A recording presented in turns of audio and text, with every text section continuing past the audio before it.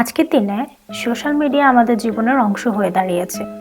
তবে আমরা কি জানি এসব প্ল্যাটফর্ম আমাদের মন এবং আচরণ কিভাবে নিয়ন্ত্রণ করছে? আপনি কি জানেন সোশ্যাল মিডিয়ার প্ল্যাটফর্মগুলো প্রতিনিয়ত আপনার অভ্যন্তরীণ পছন্দ এবং রুচির উপরে নজর রাখে?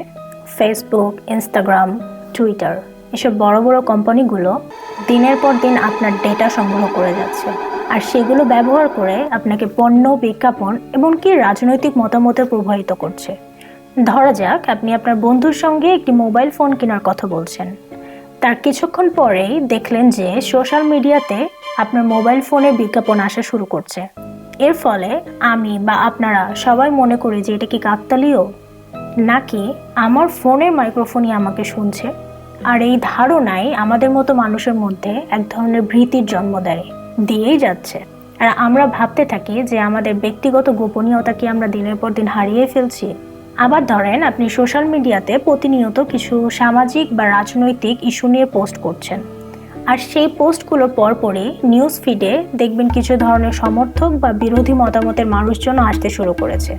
এমনকি সোশ্যাল মিডিয়ার প্ল্যাটফর্ম এটাও জানে আমরা কিভাবে ভাবছি বা কিভাবে চিন্তা করছি বা কিভাবে অনুভব করছি, আর সেই তথ্য ব্যবহার করে তারা আমাদের মনকে পরিচালনা করে যাচ্ছে।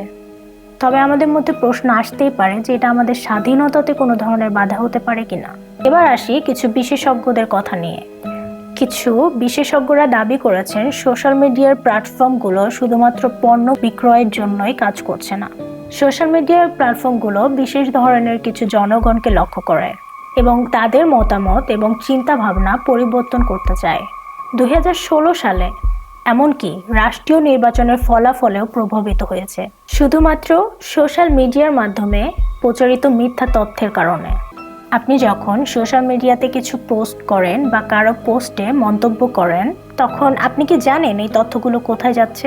এমনকি আপনার প্রতিটি লাইক এবং শেয়ারও একে অপরের সঙ্গে সম্পর্কিত কন্টেন্টের মাধ্যমে আপনাকে নতুন কিছু দেখাবে।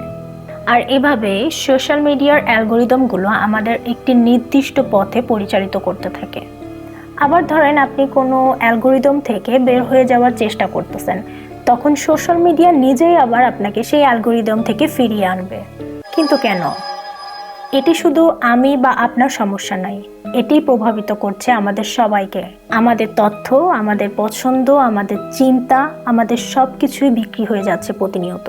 এবং সত্যি কথা বলতে আমরা কতটা সচেতন এটা হয়তো বা আমরা সবাই জানিও না।